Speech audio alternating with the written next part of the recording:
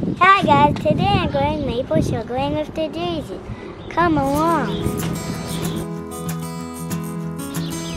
We met our tour guide Ken at the Natick Community Organic Farm. He took us into the Learning Center. He showed us how the Native Americans and the early settlers made their syrup. It was a lot of hard work. After that, it was time to see the trees.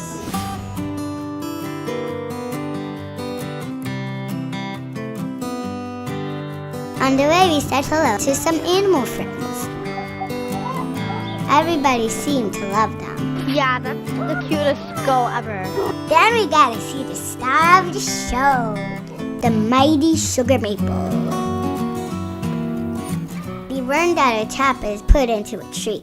The sap flows from the tap and is collected in a bucket. Then we went to the sugar shack. That's where they bring the buckets of sap and make it into maple syrup. Did you know that it takes 40 gallons of sap to make 1 gallon of maple syrup?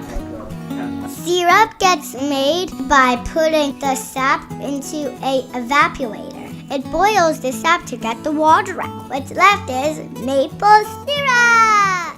It might seem like a lot of work, but it's worth it. It's delicious.